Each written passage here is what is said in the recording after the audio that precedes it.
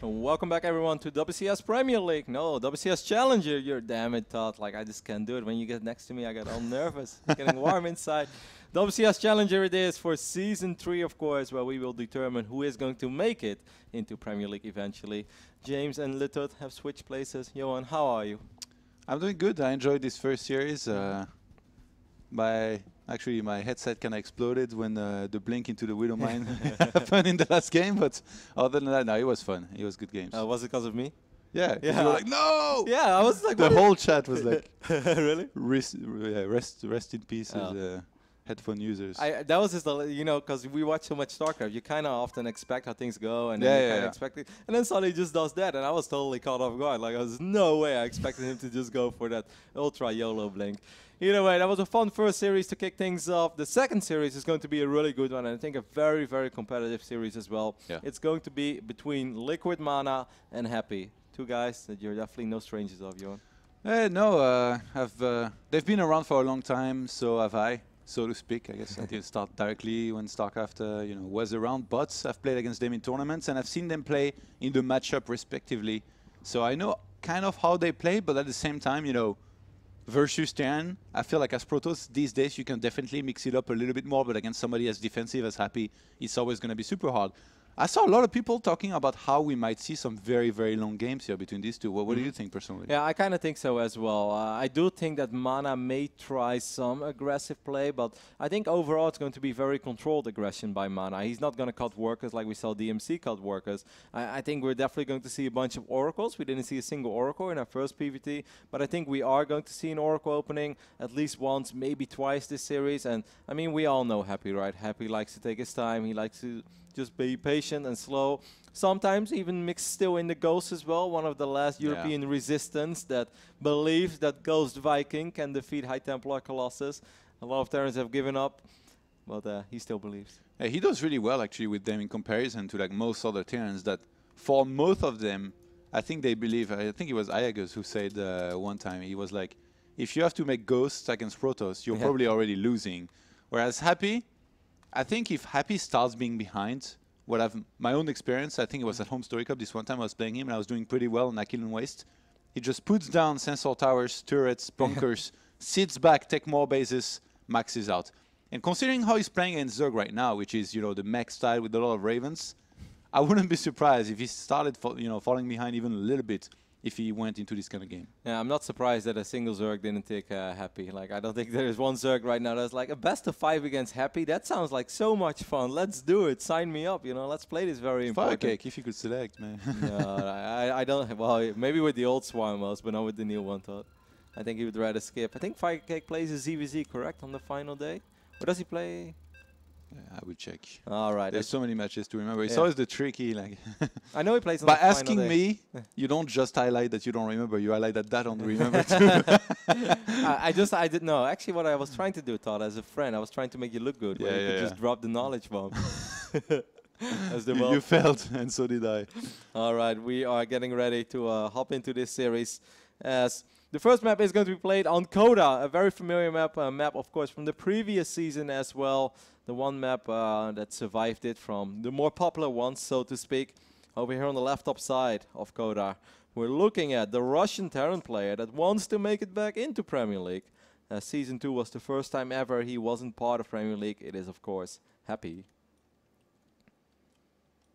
And on the right bottom side of the map, a man that wants to make it absolutely to the grand finals season, or at least to the round of 16 of WCS Premier League, as of course those finals will be played in Poland. It's a Team Liquid representative. It is Mana. And Todd, I know how keen he is on making it into the round of 16. Yes, I'm sure he is. To answer your question of Firecake, he's playing Zenster. How could we forget? Every time you see the answer, it's like it was so obvious. But yeah. We'll be playing Zenster later. I was right about the ZVZ part. Yeah, definitely. Good job, Kev. You didn't remember the matchup, though. Yeah, I really like the announcement, actually, from Mana during the match election, where he said, I'm really happy to be selecting, my opponent. And he made, like, a pun tagging Happy in his tweet. That was really funny. I saw it. Showed confidence too. I am happy _SC2 to announce my opponent. Yeah, I thought it was very clever. Did you read the article that Team Liquid wrote? It was a great article with all the tweets embedded. Yeah. That was very funny. I really like also when they say like we don't know what's happening there for like one of the matches. All right, the 2 passing ships in the night every time. All right, I'm glad. Second gas, by the way. I'm glad you got it out of the way, Todd, in the very first game of the day. What do you mean? Got it out of the every time it happens, you have to mention it. All right. So what are you expecting over here from Mana? Like, I gave my opinion. I definitely think we're going to see a lot of Oracle play out of him. Oracle into Colossus, into 3 base. He's not as crazy aggressive as DMC is. Yeah, I mean, with that second pylon and where he put it, I think he wants to make something down there. And I think Stargate or Twilight, obviously, you know, like you don't really go Robo in a corner. I'm feeling definitely a little bit more Stargate here right now. Unless he wants to try something like quick DTs, which against Happy maybe can, you know, end up being quite good. Now, Letot, you're a Protoss player as well. How do you feel about eBay blocks? They make me very upset. I feel the exact same way, and I'm still so surprised that we don't see this all the time. Mana did have both gases taken, and now he's mining with 3 and 3 of it already. Yeah. He has a pylon, or he has a probe on the right top side of the map. What's really annoying about this is that Happy didn't even scout. Like, you know, like right now he just countered perfectly what Mana was doing, you know? Like he's gonna have vision there for a long time. He's seeing that it's not being denied, so he's gonna know that something's up and that there's probably a double gas. Yeah, Stalker and Mothership Core is on the way right now for Mana, but his Nexus is going to be so extremely late. I mean, the Mothership Core doesn't even have a whole lot of What damage. Nexus, Roddy? Yeah, well... Stargate, Forgate, man. Stargate, Forgate? Okay, this Reaper might actually get a cheeky probe kill over here, maybe even 2. He's going to get 1 already. That's a great start for Happy. Not only is this Nexus going to be ridiculously late, if there is going to be a Nexus... The probe across the map is trying to strike back, but... well... shouldn't be able to. Happy, what are you doing? Okay, he's going to get away. 2 more Raxes behind his Happy. I think that's very smart. I really like following it up with a 3 Rax when you know you're... Oh, I heard your cast of the previous series. No, but this is a different scenario, but I think it makes a lot of sense in this scenario as well, don't you think so? When you know it's very likely that your opponent is going to be crazy aggressive. Why risk it? Why work with few units if you can work with many? Yeah, but he needs to get the eBay, right? Because whether there is DTs or Stargate, he's going to need turrets. Oh my god, yo, on this Nexus. The clock is ticking. 5 minutes and 40 seconds. This is more than... 5 minutes too late by Roddy standards. This is 2 minutes later than pretty much the quickest Nexus after a gate and a core. Normally you see it go down at 3:30, 3:35, maybe 3:40, but 5 minutes and 40 seconds. You can't be pleased with this if you're Mana. I think it's funny because if Mana had played it standard, you know, with the build you just mentioned, where you get the gateway, you start the Zealot, and you want to cancel it, if you have an eBay block, then you don't really care, because you let the Zealot finish, you get rid of it, and then you get your Nexus. So I think it might be a good option for Mana in the next game to play like that. And with the Stargate here being revealed, I fully expect Happy to basically get completely ready for this. Yep, we see the eBay going down immediately, and I totally agree with everything you just said, but I think even when you know, Protoss is opening up rather normally, I think it's okay to let that eBay not finish, but just to throw it down and force Protoss to let that Zealot finish, and just everything is going to be a little bit delayed. I think the investment is still bigger on the Protoss side. Also, it means a later Nexus, regardless, than it is for the Terran. I have no idea why eBays fell out of fashion, eBay blocks, because I think it's extremely good. There you have it, guys. When Rod is streaming and you're playing against him, make sure to let that eBay go up to 99% and go for it every time. And it's going to be so Russell already. Yep. Even just thinking about it, Todd. Just thinking about my games last night. There were a bunch of Terrans who did it. I was not very happy. The games didn't go very well for me. But you're bringing this up on yourself, though, by complaining so much about it. Yeah, I mean, I'm an honest You should be like, I love eBay blocks. No. People are never going to do it against you. I can't possibly lie to all these people watching a WCS stream for my own ladder points, Todd. I can't be that selfish. With the Robo Bay here being dropped down pretty quickly after when the Robo initially finished, are you feeling like that because Mana thinks he's a little bit behind, he might try for something special? Look, he gets an Immortal. Yeah. So big pointer here already. They might want to try and go for a timing. I mean, that is indeed something special already. Immortal's not a very common unit in this matchup. They can be good, especially late game. If you have a few Immortals in your army and you have Archons and you have Storm, they can definitely be very powerful to finish off those Marauders that take damage from Storms or Colossus. But getting an Immortal this early is very, very uncommon. It's going to line up pretty well with when the Robo Bay finishes, so he can start a Colossus immediately. I really don't think he's going to be like a War Prism speed with like 2 Immortals. versus Terran. You can't really do that. But he's also getting that Robo Bay. It has finished up. The Oracle is still trying to get something done, but has only killed 3 SCVs. That is okay, as long as it's still alive. That is the most important thing for Mana. Happy is marching across the map. Really Maybe like the probe. yeah, maybe he's just getting it. That's actually very smart. We'll give him the alert that the Terran army is indeed approaching his natural. I think it is very smart that he got the Immortal here, Todd. Otherwise, you just wouldn't have that much DPS here. Yeah. But at the same time, I can't help but wonder whether or not he wants to go for a timing. Still hasn't added any additional gateways, by the way. Mana is still on 1 single gateway, so I think he definitely needs to add at least 2 more here in a second. Force fields are buying a lot of time for our Polish Protoss player. They would love to play in front of his home crowd. Round of 16. That's what sweet Protoss dreams for Mana are made of right now, Todd. That is a lot of force field for one Marine. Yeah. Poor guy. In total, I think 6 force fields went down and just 1 Marine has died. So I think that Happy is feeling pretty damn pleasant about everything that has happened in this game so far. Yeah, just gonna add on the 2 additional barracks behind his back at home before going for the 3rd CC. I would be so content with this if I was Happy. I know that my opponent is super late. Nexus, I know that Oracle hasn't done a whole lot. Like I think it's got up to 5 kills now.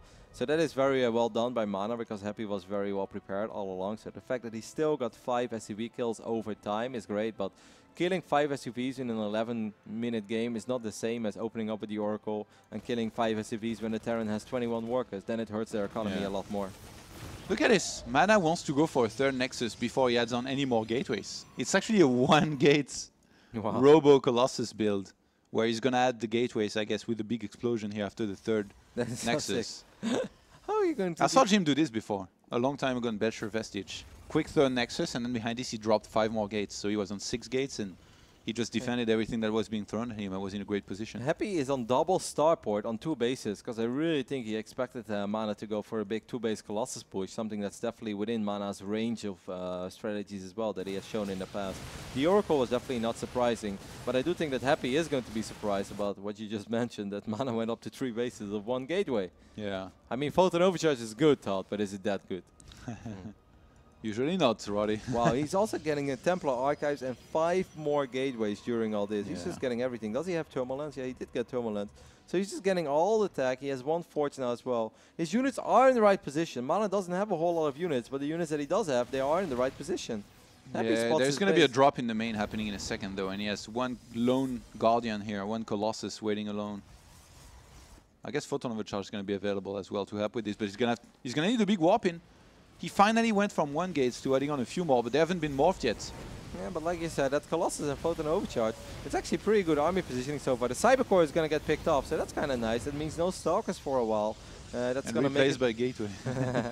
That's going to make it harder. He already rebuilt the core pretty much immediately. Mana knew it was going to die. And now Storm is on the way as well. The Oracle is going to find the Vikings on the north side of the map. Will die, but at least he got the revelation off.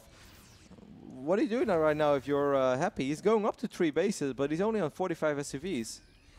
I think he's gearing up for an attack, even though he doesn't have the Viking count here to really fight this Colossi. I think he has so much on the ground anyway, they may just go for it. 83 army supply to 53.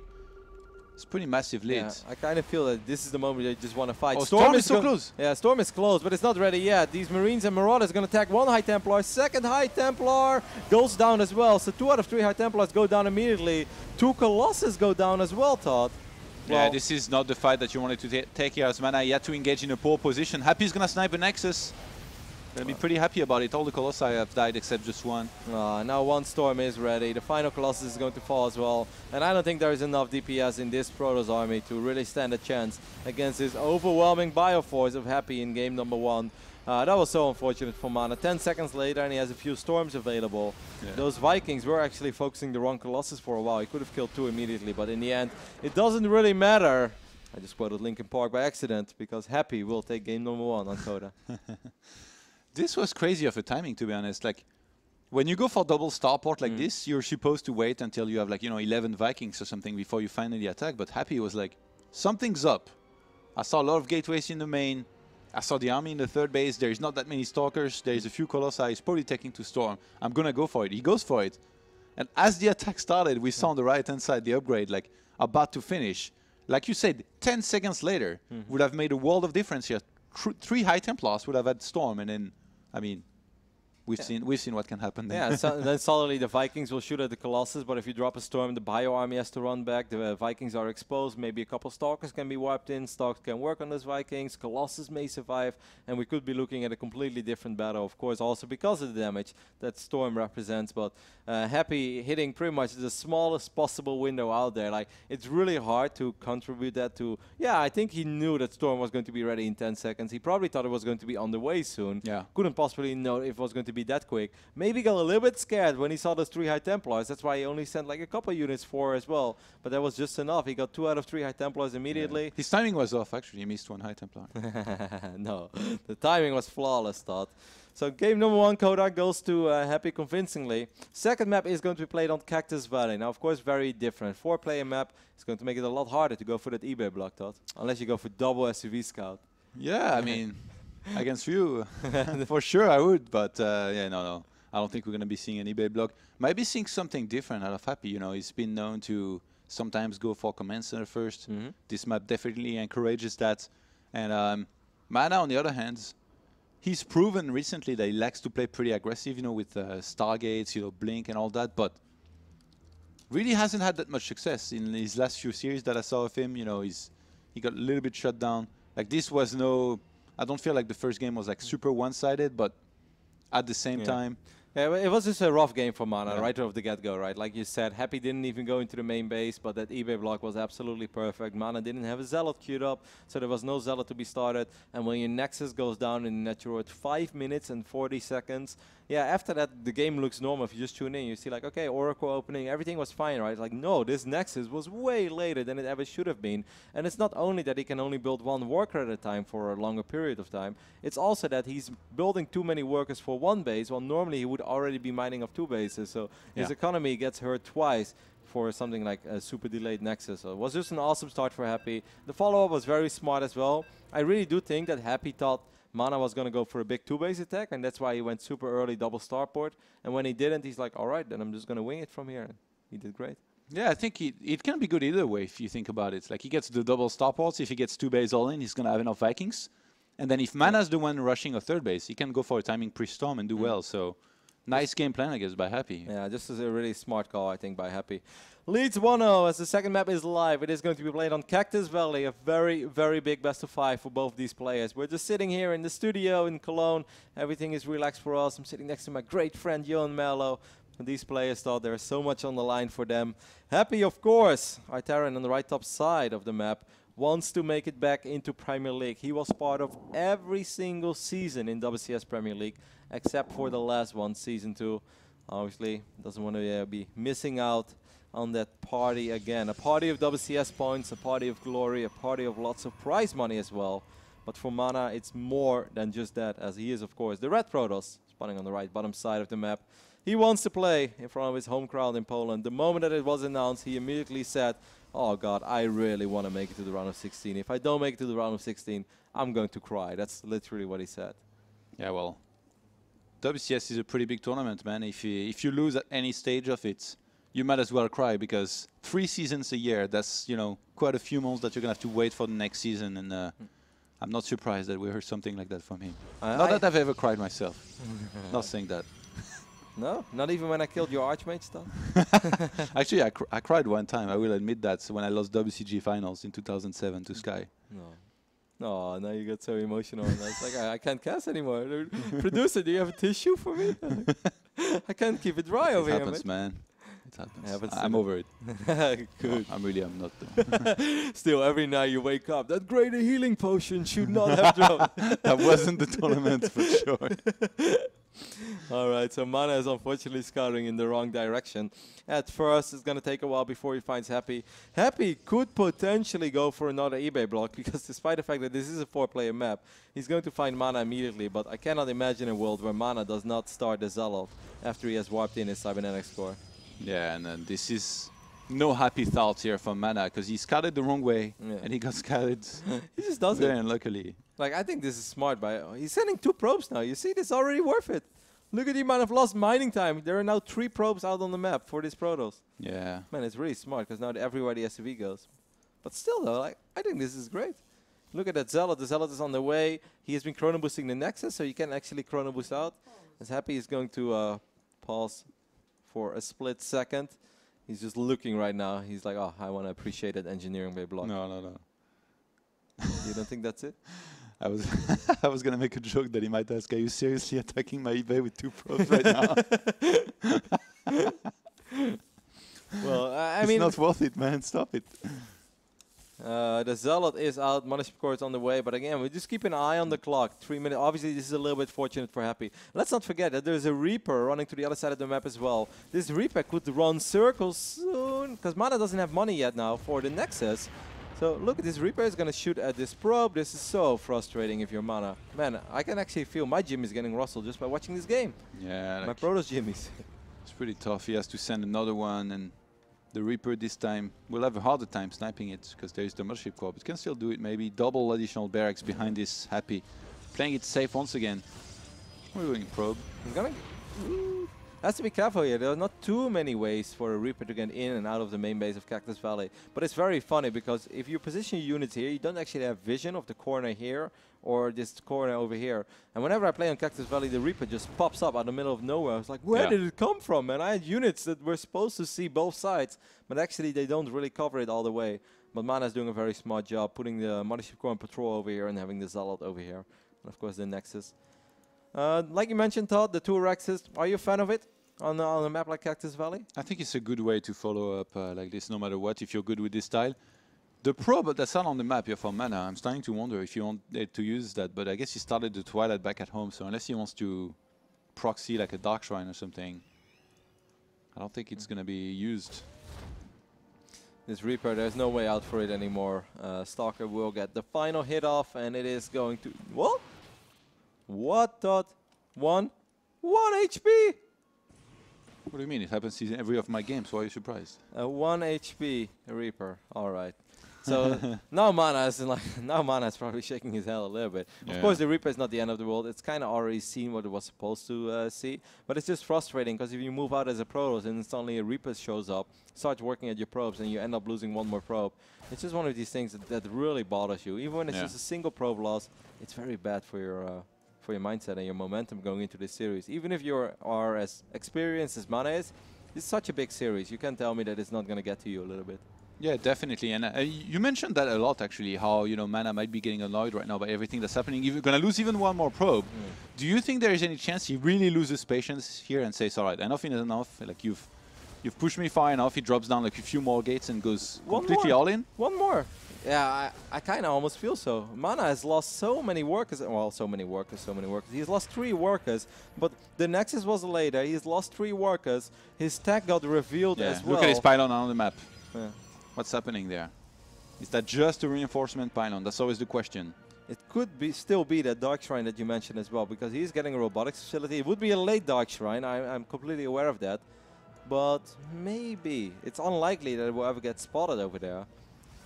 He has a robotics facility on the way, so he could go for a Warp Prism. I thought he might go crazy and drop like 4 more gates there and keep it old school. Yeah, that's probably what I would have done at this point.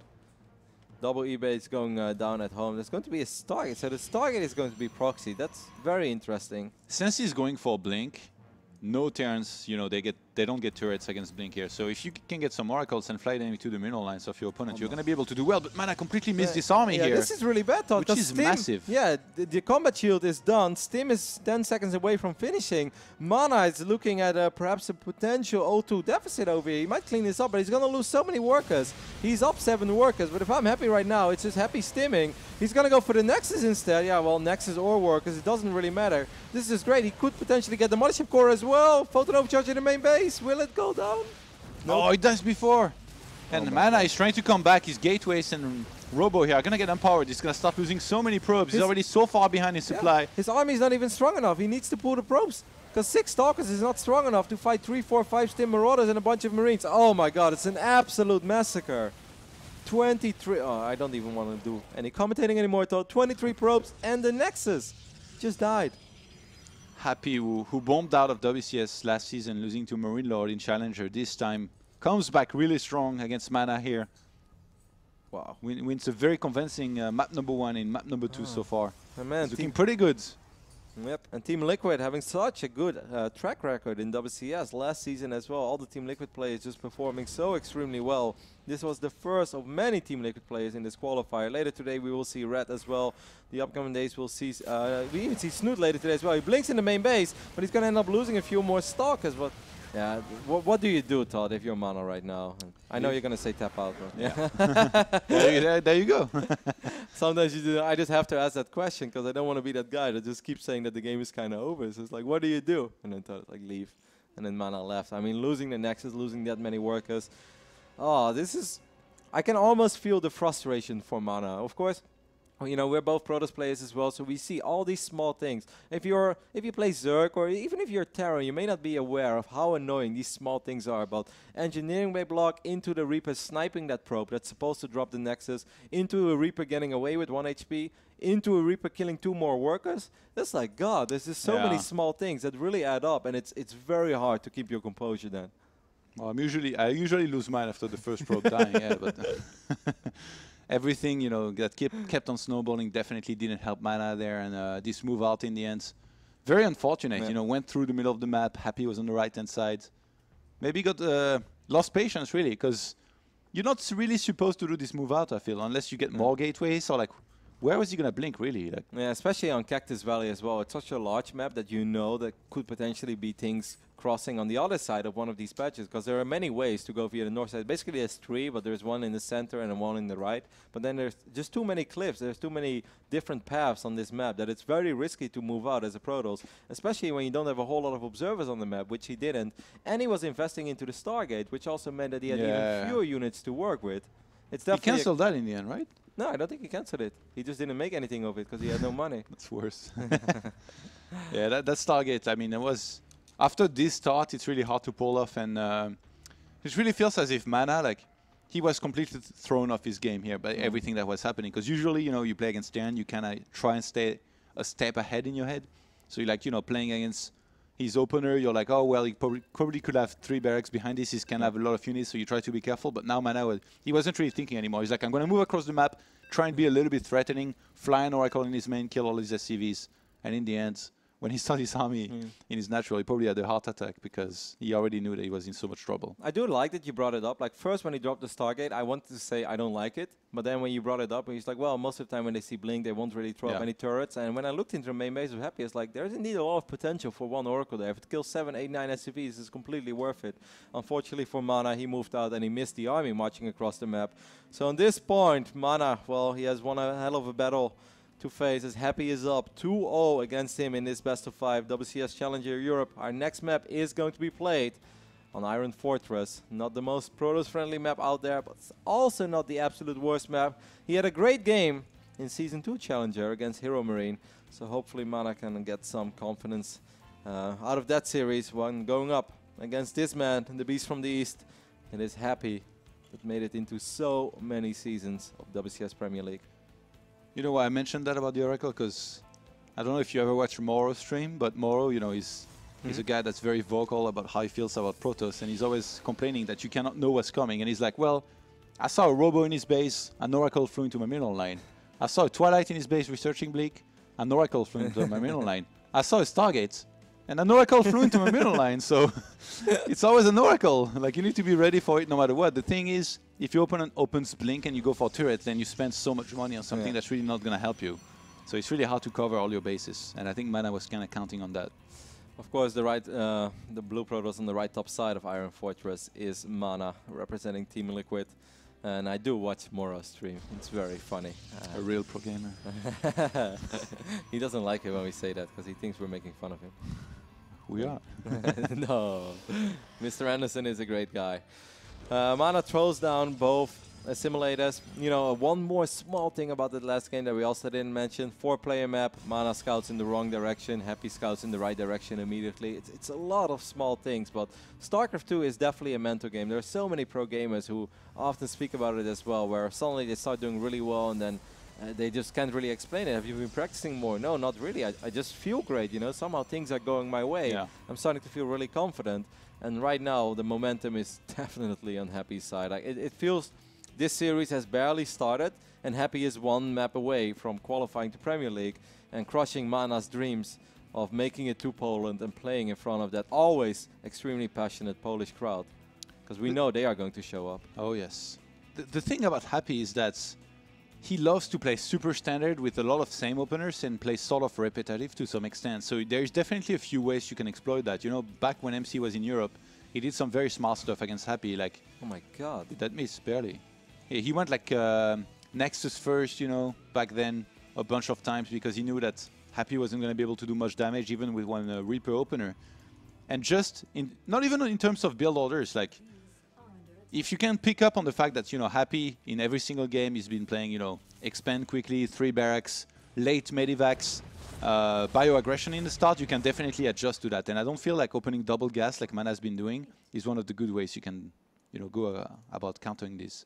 Yeah, I hear. There's going to be a Stargate before the Nexus. He sent out a probe, which I think tried to give Happy the idea that he wants to drop the Nexus super quickly, but the Reaper is still out here as well. He's going to run across the map. There is no bunker yet. Of course, there is indeed going to be a 3-Rex follow-up again, so there will be a lot of units, but maybe that Stalker... Oh, that Reaper. Oh my god, here we go again. Oh, man. I just want to give a hug to Mana. You know, the Naniwa emoticon, the Nani hug with Robert Olan? No, I don't. I kind of want to give that little hug, because right now things are looking a little bit dicey. Unfortunately, the commentator finishes up for Mana as well. Might get a single SUV there, but no, he's not even going to get that. The Reaper is going to spot the Nexus on the low ground. There is a Stargate going down. Yeah. That's something that Mana doesn't know yet, or excuse me, Happy doesn't know yet. He's going to see it as well. And there's a probe, you know, on the top left-hand side of the map. Maybe Mana really get desperate at this point and like drops down the Nexus or something. Yeah, I don't even know what you're supposed to do. The Nexus, again, it's just been extremely late. It's been a 5-minute Nexus, and now the Stargate has been revealed. Happy knows there's an Oracle on the way, throws on the eBay. I mean, we got to give credit where credit is due as well. I kind of feel like I'm making it sound like it's all a little bit unfortunate for Mana, and I definitely don't want to do that, because Happy is playing a flawless series so far. He's just making all the correct calls. Has a little bit of lady luck on his side when it comes to scouting, maybe when it came to the build order that Mana chose and the eBay block and stuff that he went for, but Happy is definitely doing everything that a Terran is supposed to do. And, you know, he's just playing with a lot of confidence, and he's playing with style. And, you know, we're looking at it. We don't even have Fog of War turned on, or turned on. Yes, turned on. But if I would have if I would be playing right now, and there wouldn't be any Fog of War, I would play exactly the way that Happy is playing at the moment. It's just everything makes sense. Everything is perfect. Yeah, he's done a fantastic job of, you know, putting a lot of effort into scouting is definitely one of the things that's important in Terran versus Protoss. You want to know what you're up against as much as possible. And in this case, not just that, you know, setting the pace with some good timings and attacks by Happy is what we've seen a lot. And now this is not Coda, so if we're going to have a similar scenario, it's not going to be that easy for Mana to drop 2 or 3 force fields and keep, you know, not a huge bioforce up, but let's say like a mid-sized bioforce. 1 or 2 force fields do not cover this entire area. Again, it queues up the Immortal, which I kind of feel is the safety Immortal to deal with some early aggression that you have more than just Photon Overcharge. Yeah. But it's harder on Iron Fortress because there's no ramp on this map. It's going to be tough for sure here. I wonder actually if he might want to go for the same thing that we saw in the first game here, where he went for the 1 gateway, you know, 3rd Nexus into a big gateway explosion. Because back then, remember, it was just 10 seconds, you know, that's really messed him up just before he had Storm. So the game so far hasn't been going nearly as bad. He's lost 1 probe and killed an SCV and a Reaper. So even though his 2nd Nexus was delayed, he's 42 probes against 36 SCVs. And look at this, already 1 gateway being added on. This is already different. Yeah, I don't think you can do that on Iron Fortress. Like, I think on Coda it was already extremely ballsy. It showed a lot of courage. It showed a lot of heart. And he almost got away with it. But, you know, it just didn't really connect in the end. But I think on Iron Fortress, that is almost suicide. That's a suicide witch. Going up to 3 bases of 1 gateway, like, how are you going to ever defend all locations at once? So I think this is a better call by Mana. I like this. And let's not forget, though, this is game 3. If Happy wins this, it's all over. Mana's done for. That's not really one of these games where you're like, I'm going to try to go up to 3 bases of 1 gateway. Yeah. Iron Fortress kind of tricky, but let's just see how it goes. If Mana's not very confident in the matchup, though, like, I could totally see him, you know, try this stuff because maybe he's a little bit desperate because he's maybe, you know, practice hasn't been going well, and he's like, you know, get rich or die trying mental states. Well, the Orcos is still flying around, hasn't really done a whole lot. If we take a look the units lost. Mana has lost 1 unit. Happy has lost 3, but Happy has just been in absolute control. Happy knows that the build orders have been favorable for him. He knows that he's done pretty much everything right, not taking any damage, delayed the Nexus. Gonna sim over here, gets the Oracle even before Revelation goes down. Yeah. Oh my god. This is what I was talking about, by the way. Happy is very repetitive. Like you see the double starports being played here, like just like in the first map. If Mana picked up on that, one great way he could have played here against Happy is open 1 Colossus and go straight into charge High Templar, which is what I do basically every game against Terran. So you don't even get Thermal Lens, right? You just make 1 Colossus. And then you have High Templars when there is a lot of Vikings.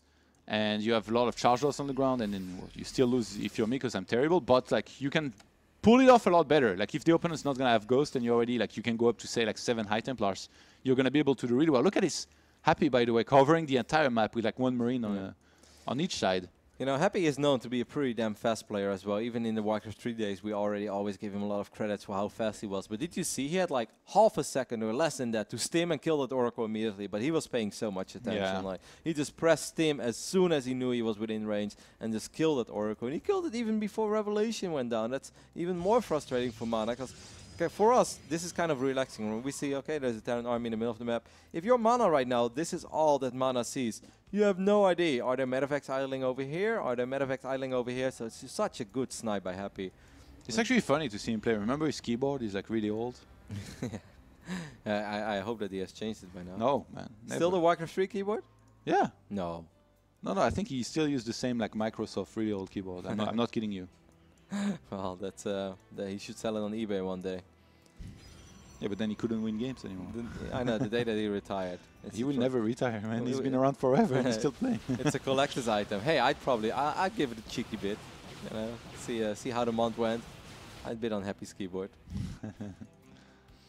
10 Vikings on the map currently against the 4 Colossus. Yeah, that's a lot actually. Like I think he might just kill him.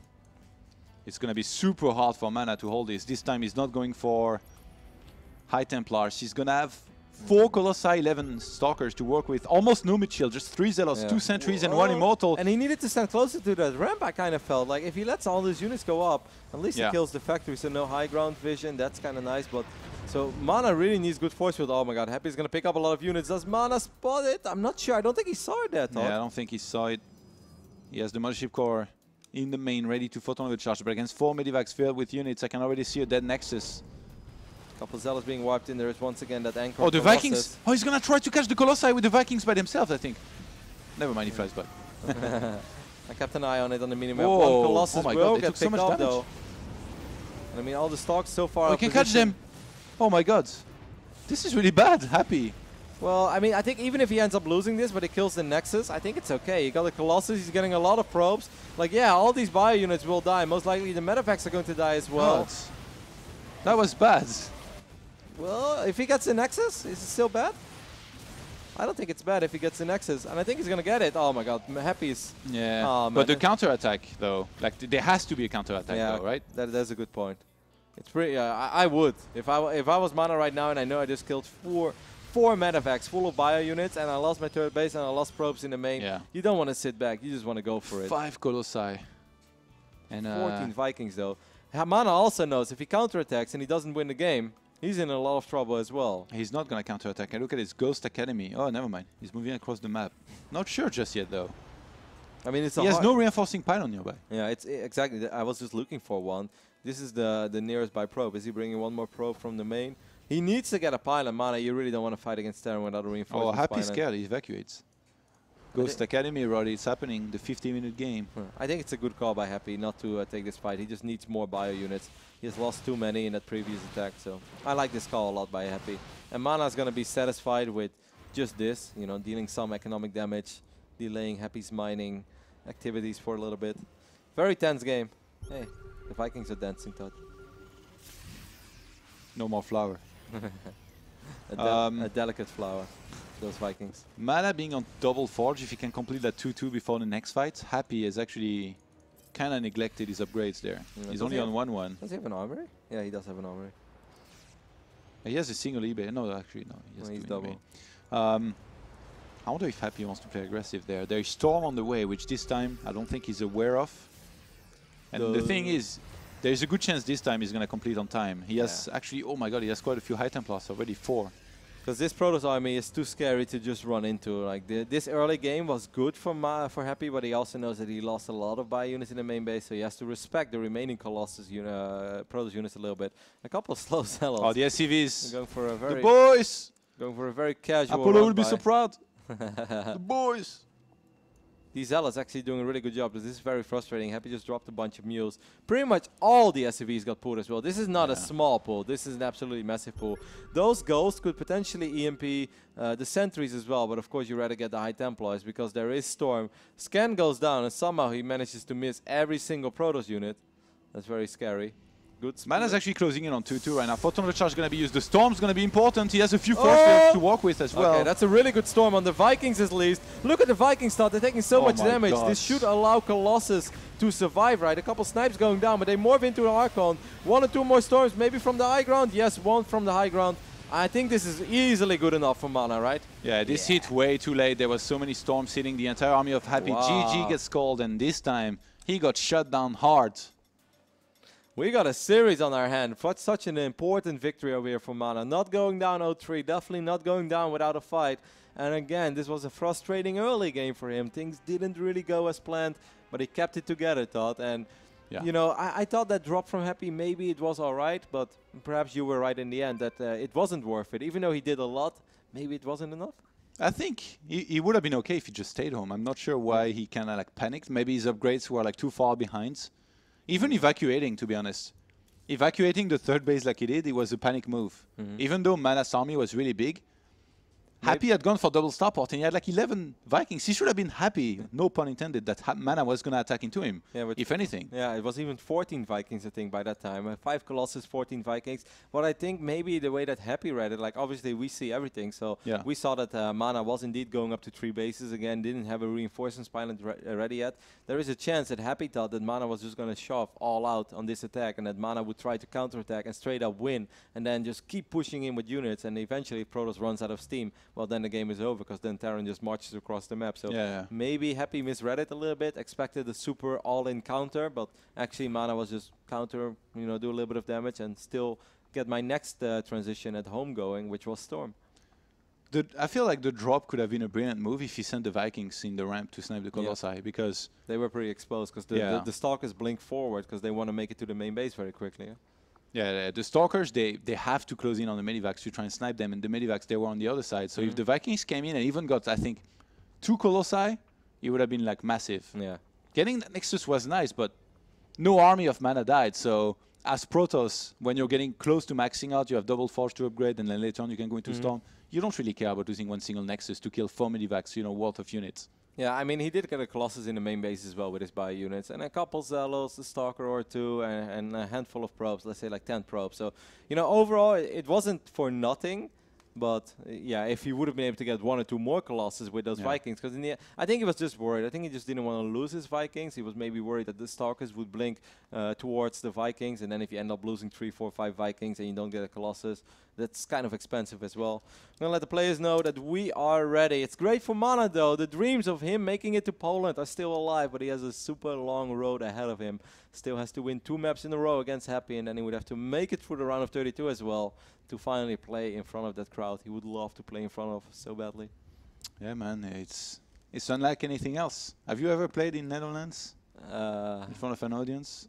Very small. It was more like bring your own computer, you know. Like we had like the DreamHack invitations in the early 2000s, 2003, 2004. For the Dutch people out there, it was called Net Games in Utrecht, very near Grubby's home.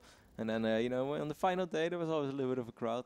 And Your family was there? No, they just dropped me off and picked me up. They were very supportive, but they were not going to sit in. Did you win? Yeah, I won a couple times. Net Games was 3 times a year. Like, I would always win if Grubby stayed away. Like, it's like, oh, next week is WCG. I was like, Grubby, if I were you, I'd stay at home and practice. He's like, yeah, I should do that, right? I was like, yeah, absolutely, Grubby. Sneaky. No, you know, like, you know, if you go to a bring your own computer lane, you don't get the same practice as you get at home. Yeah, that's true. All right, we're going to get ready to hop into game number 4, which is going to be played on Terraform.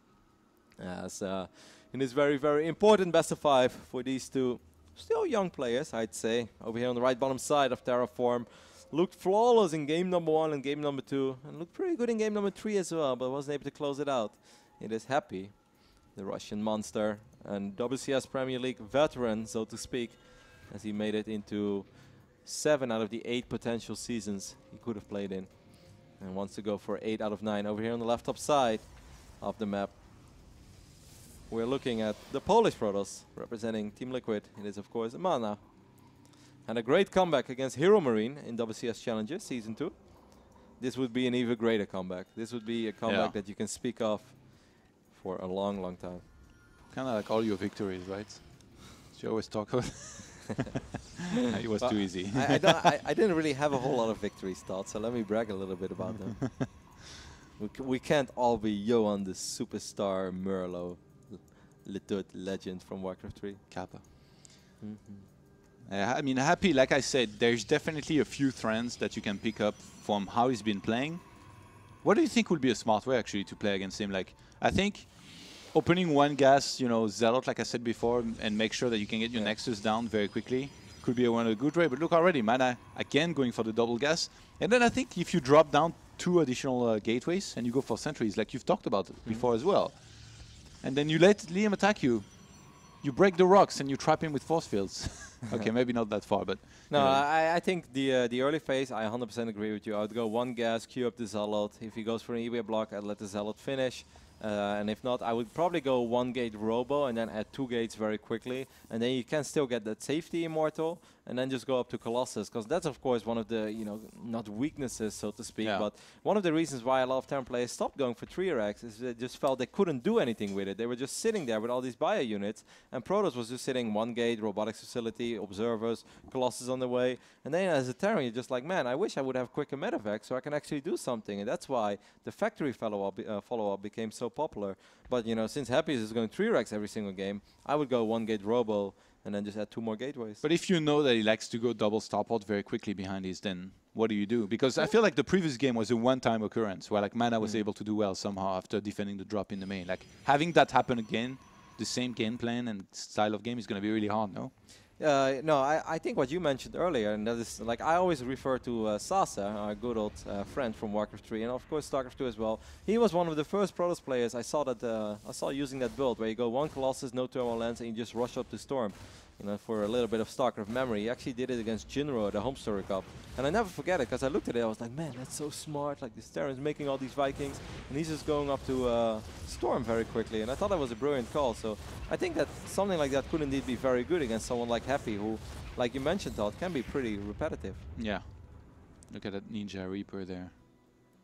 Trying to make it to the main to see the Twilight Council that's being put down already by Mana before the Nexus even goes down. Oh my god, he could move it forward and block the Nexus from going down. Oh my god.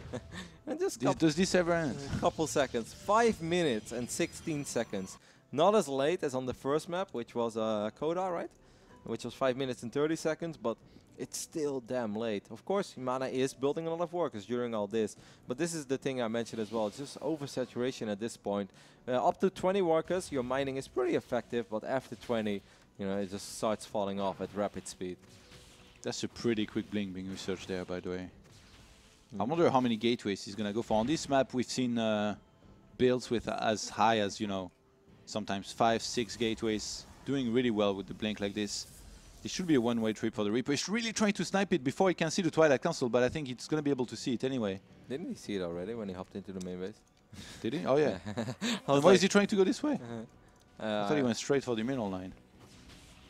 But this stalker on the other side of the map is going to be a little bit annoying over here for for Happy. But Happy, once again, with his 3RX, he's going to be more than fine. If the gateways were very late, by the way. Yeah, if I was Mana, I wouldn't go for crazy aggression, Todd, because I think if you open up with Blink Stalkers, you kind of hope that you play against factory follow-up, right? Like, you don't really want to play against a Terran that opens up with 3RX, and like you already mentioned, it's not very surprising that Happy is opening up with a 3RX. Faking it might be a lot better, I guess.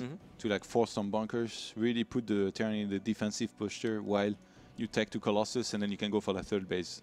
Yeah, and get just a lot of probes at home. You know, maybe you will force Happy to throw down a bunker. Maybe he will have a couple of SUVs idling over here. Happy is misreading this game, and that's actually for the first time, I think, in this series. He's throwing down missile turrets, Todd. He's a little bit worried. DTs. That's what he thinks. You saw the... Did you see the IEM game of partying against XY? where he wiped in DTs over here. Like, he got the pylon over here, and then he wiped in DTs. Oh, I saw over that today in the Chinese qualifier for MSI. I casted one game where somebody did that. It's so sick, right? Yeah. I didn't even. I was like, wow. Yeah. I want to use that. I saw Parting use it as well, and poor XY, he had his missile turret over here, and then suddenly there are 3 DTs in his middle line. He's like, how did that happen? You know? I didn't know it either. And then suddenly he's like, oh, new map, new futures. Both Marauders survived, but they did take a lot of damage. Where's the RoboBay, though? That Mana needs to start quickly here behind this. He's still going to commit on more Stalkers. Oh, one hit, one kill. Gets 2 Marauders there. That's very nice. I mean, Happy was a little stubborn by not getting a bonk hit out. And now this is starting to get a little bit dicey. Stimpack is ready, so now Mana has to be very careful. Oh god, Mana. Yeah. Don't overstep your boundaries. He needs to make sure he saturates his natural here. RoboBay finally started, an Observer as well. And I wouldn't be surprised if we saw a very quick third base by Mana behind this. Oh man, I really feel that Mana is slowly but steady getting into his element. We can really see him grow in this series. Just the first 2 games, almost absolutely nothing went his way. But he kept his head up, somehow came back in game number 3, where the start was also not phenomenal. Just kept his cool, and now I really feel this is the first time where I was like, man, this is the way that I love watching Mana play PvT. Yeah. He's dictating the pace of the game. He's making it hard for Happy to figure out what's going on. Happy's being a little bit paranoid. He's under a lot of pressure. He's down in workers severely. Mana's up 12 workers. RoboBay finishing up, going up to 3 bases while still having so much map presence. I love everything that Mana has done so far. Yeah, he's done a pretty good job of really keeping Happy pinned back at home. Gonna start another turret actually at his natural here. Happy being still fairly paranoid. While the third Nexus has already started. We should be seeing a gateway explosion here in a second from Mana, maybe even a Forge.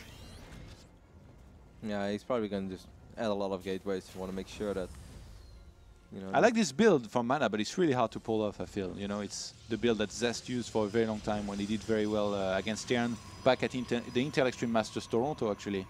That was his only build, you know. He did that, and he made a Warp Prism back then to fly into the middle line and drop Zealots before starting Colossus production. But I guess in this game, since Mana really wanted to play aggressive, he didn't take the third base nearly as fast, and he's done really well with it. Second starport already going down. Mana spots it with his Observer. That's a very important little scout over here. So it gives him a tell that maybe... I mean, going up to multiple Colossus is not necessarily the wrong decision. Like, there's never really a bad moment to have 5 Colossus in almost any matchup. But... the thing about this build, and if Mana plays it the Zest way, is that you cut Colossus after 3. And then you go into Charge and Immortals instead of getting Colossus. And then you add the Templar Archives and go into Storm. You never get more than Colossus than 3, unless like you're winning, or you know for a fact that he only has 1 starport and you know you can shut him down, or maybe against Maru style. But having spotted the second starport here is huge. I really think that if Mana cuts Colossus after 3, goes into Charge very quickly, he's going to do very well. I mean, Mana is up 17 supply. That just shows how well he's been doing in this game. He's still up 13 workers as well. He's going to get 1 Marauder there before this party starts. He has Colossus over here. That Pioneer's going to get sniped, but he should be able to keep his Nexus alive. Force fields maybe. 1 very 2 unfortunate Marines. Oh, I really like the pylon, by the way, on the top right-hand side to spot any potential drop. He's going to chase you a little bit. Ooh. Oh, actually, more than a little bit. Blinks forward very far. Yeah, you see that pylon at the top there by Mana? That's the Zest pylon to spot the drops coming. You're very onto the Zest train right now, Todd. Yeah, man. No, but it's the Zest build. Yeah, no, I believe you. Dark Shrine is going down. Okay, that's not the Zest. That's the Has build. You should have just said. You should have just said like, oh yeah, I saw Zest do this the other day. I would have loved. Actually, I think sometimes he did this, but most of the time he played it a lot more standard. You know, went into Charge. I mean, Mana is in such a phenomenal position. He's up 17 workers. Still no third command center. Like, what is Happy gonna do? Pull SUVs? He doesn't even have a whole lot of SUVs to pull, Todd. He's definitely gonna pull SUVs. There's no other way around it, right? Yeah, it's looking like it. All in or all out. You're Terran or you're not. I mean, Happy is gonna pull the workers, but I almost see there's no way that this is going to work. And if Mana can go to game number 5 after the way that the first 2 games played out and the way that game number 3 started, I was really worried for Mana here that we were looking at a sweep and an extremely one-sided series. But suddenly the tables have turned. It's so crazy how momentum can swing like that in StarCraft. It's just no matter how much StarCraft I watch, I will never be able to truly understand how these things happen. If you look at game number 1 and game number 2, yes, if anyone tells me Mana's going to win game 3 and 4, I would almost say that you're crazy. And now he's just slowly but steady pulling it off. Yeah, he's been doing well 5 more gates on the way as well as charge, which should finish before this hits, I think. No SCVs pulled though. Really surprised by this. He has to, no? What? Why is he not? He wants to fight just with this, I guess. Trade against the Colossus, and then maybe with keeping his economy going, he's going to have a lot of barracks to keep on reinforcing and try and finish it with some endless kiting. That's usually how you win this game. All right, he gets 1 Colossus to start things off, so that's very nice for Mana. But, you know, Charge is going to, or excuse me for Happy, but Charge is going to be ready soon. There are Dark Templars in the mix as well, which is very hard to spot in a fight like this. I mean, that Archon is hugging those units to death here. And I mean, with the reinforcements here coming in from Mana, remember he's got charge. And remember, he's got Zealots in the natural as well, and Happy is just going to tap out. As there were Zealots, there were 5 Zealots on the top side of the map that we showed before that were running into the natural. And, you know, Happy just realized, like, okay, if I'm not crushing him in this fight and it's 3 bases against 2, there is no way I'm going to be able to win this game anymore. And just like that, Mana has evened things up, Todd. I did not expect this after the first 2 games. This is no way. Yeah, me neither. I thought it was going to be a good old 3-0. I was ready to complain about Terran, but I guess Happy gets Protossed in the next 2 maps. The better player just won, didn't he? Let's take a look. Both players really like going hard at it. You can see. Oh my god. I was like, I want to see what game number 5 is, because I'm not exactly sure. Make a guess, Todd. Look at my face and make a guess. Come on. You don't even have to. Moonlight Madness? No. Dash and Terminal. Oh god. I cannot believe. Yeah, but it's Happy though. Like he's not gonna fly to the gold or like do something super. Yeah, well, I hope that he's not gonna go Reaper Expand, because that's really bad on this map. Like, Dash and Terminal is ridiculous because there are so many extreme hard counters that go 2 ways, you know, either in Protoss or in Terran's favor. That it's just crazy. We saw Parting opening up with the 10-gate Mothership Core Rush against Bunny on Home Series Cup, and Parting won that game without losing a single unit. It was a flawless victory. Mothership Core got 6-7 kills. Talker shows up, killed the Reaper. Reaper wasn't able to hop into the main base because Protoss can build their buildings on the edge, and it was just flawless. You know, he didn't lose a single unit. Game over. So from that on, every Terran looks like, well, I guess we don't go Reaper Expand on this map. So a lot of Terrans, they started picking up and going to the gold and do quite okay with it again. But then some Protoss players started proxying the Terrans that would go to the gold and just proxy the gate, you know. And, and then, like, you can't really do anything as a Terran because it's too much surface area to cover by 1 bunker. So it's like this weird cycle. What are you going to do? Some Protosses, like Lilbo, actually, they make Blink Stalkers and then they go behind the mineral line and the natural to try and shoot SCVs. Yeah, from the high ground. Yeah. Yeah, you can even cannon rush as well. Have you seen that? I think Bly did this against Utermo. I think Utermo's watching, so don't hate me, Mike. But I think what he did is he built a hatchery in the old main base of Utermo, and then he had creep, and then he got 2 spine crawlers from the high ground, just these spines like knocking down SCVs. Utermo was happy, right? No, he was not happy. He was not very pleased. But it may have not been Utermo, but I'm pretty sure it was. And I think Bly pulled a good old Desro and uploaded the game to YouTube. It's the only way to do it, Todd. The victories you're totally proud of. So game number 5, it is going to be played on Dash and Terminal. By far and away, the craziest map. We've seen it make into a WCS map pool in a long time. I can't wait to see what happens. Like you know, I always like to make some predictions. Like, I think this is going to happen, that's going to happen.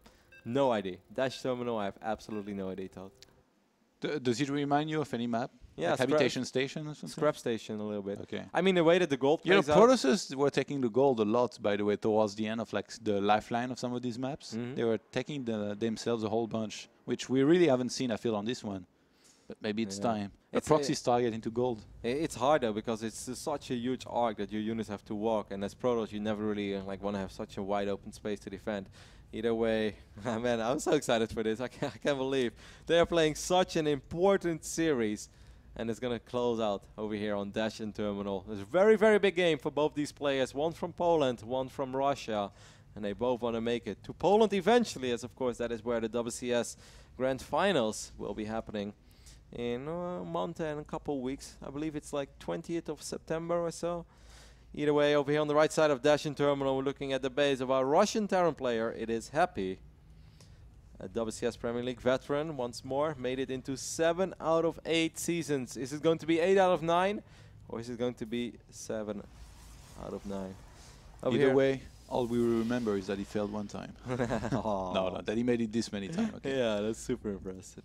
And over here on the top side of Dash Terminal, the man.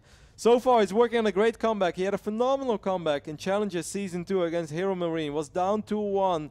Was able to make it to Game 5. Was losing Game 5, but somehow still won and made it to Premier League. This would be an even greater comeback. It is Liquid's very own Mana. Down 2-0 in this series. Played so solid, so well in game number 3 and game number 4. He's actually scouting very early here in this game. I guess he wants to make sure that Happy didn't fly to the gold or anything like that, against which you want to know as soon as possible if it's happening or not. You know, I know there are a lot of Terran players and also a lot of Protoss players that just veto this map. This is the type of map that doesn't make it into your best of 3 map pool. But there's a good chance that Mana just vetoed. What do you think he vetoed? Oh, Moonlight Madness was vetoed, right? Yeah. It wasn't played. Yep. And what's the other map that wasn't played? Well, you're always testing me. Right? I gotta see if that passion is still alive, though. I've seen you. Hey, I saw you rank 2 Masters, right? No, rank 1 on 3 accounts. Hey, not Grandmaster, though. No, I know, it's full. Like me. It's full. Yeah, exactly. It's full. With me.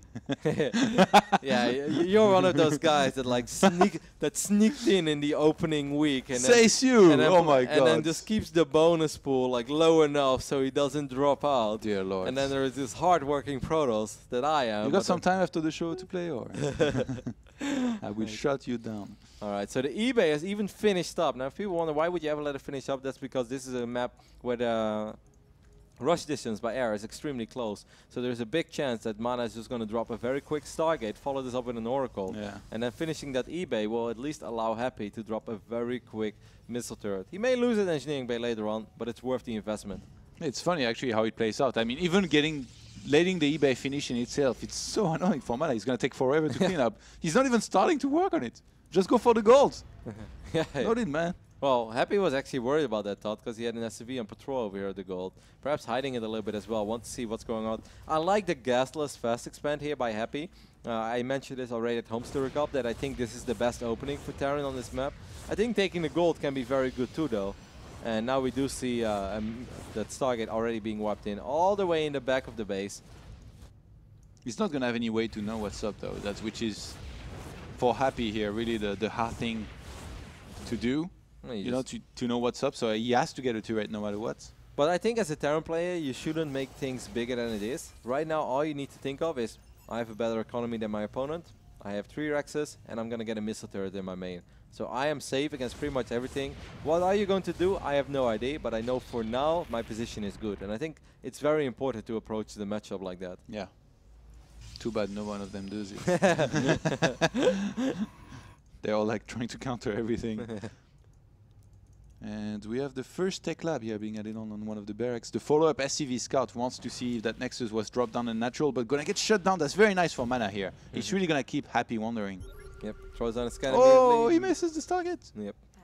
But there's a cheeky pylon actually in the back door here of Mana around his natural. I wonder what he might go for there, if anything. What does Mana know? Mana knows absolutely. Well, he saw the Rex, he saw Gasless, so I guess he's put it together. I actually think it would have been quite cool. Oh, the gates. Look at this. That pylon, man. What? 1, 2, oh my 3. God. Mana's gonna go crazy over here in game number 5, Todd. Really? With everything on the line? He's already got a probe sneaking. Oh, is he gonna make multiple oracles? Didn't Rain do this in one of his games? Where he made like 4 oracles and a gateway all in? I think you can, but he's going to rely more on the ground army here to try and buzz this. You see, like he's going to get as many sentries as he can with his gas, let them build up on energy, and then go for a big Zealot sentry attack here with Guardian Shield, Force Fields. It's going to be crazy. Yeah. You can bring the Mothership Core as well and use Time Warp. And it's probably something that Happy absolutely does not expect. Oh my God, I'm actually getting nervous. I don't know why I'm getting nervous, you know. It doesn't really matter to me who wins, Todd, but this is just, it's so tense because everything is going to come down to this one game over here, this one attack. Happy doesn't know that Mana is going to do something very crazy over here on this already very crazy map. Just has 1 stock outside of the natural. No bunker. Maybe as Mana picked up on the fact that Happy has been pretty damn stubborn when it comes to making bunkers. It was so smart to only get 1 Oracle like this because Happy is massing turrets. He's getting 2 more. He's going to go up to 3 turrets early on in the game like this where he's already behind in walkers. That means that he's going to have less bio to work with. And I mean, against a 4-gate like this. Okay, so It's actually awkward because Mana is out on the map with his units and he has to come back now. and this is actually a pretty strong force as well. It has combat shield. Yeah, No but I mean, stim, Photon though. Overcharge plus Time Yeah. Warp, I think Mana is going to have enough on the ground to crush this and then counterattack. The thing is, it's going to give Happy a lot of time to get bunkers back at home. I think without Stim, this army is not very intimidating at all. Oh my god, if Happy loses these units, though, if they get force fielded in, well, a couple rounds. The units coming in from behind as well, they're going to go for the doubles force field sandwich. It's a thing. That's so sick. Happy's going to lose almost all of his units over here. Doesn't really kill a whole lot in return. And what do you do right now if you're Happy, man? He has no You start armies. 4 bunkers at home. No, I would almost evacuate. He can't defend. He has nothing. That was so... Oh my god, Mana is actually going to go for the greatest turnaround over here. Being down 0-2 in a series that means so much to him. He wants to make it to Premier League so badly. Wants to make it to the round of 16 to play in front of that Polish crowd. Looked hopeless in game number 1 and game number 2. And Happy understands the gravity here right now. He started a Widow Mine, he's getting more bio, but only 2 bunkers. That's really not going to be enough either way, and they're not even finishing. Even if they finish that, he has 1 Marine. It's a bunker finishing up with 1 Marine in it. He has 1 Marine, okay. GG, I guess. Mana with a great comeback here in this series. Wow.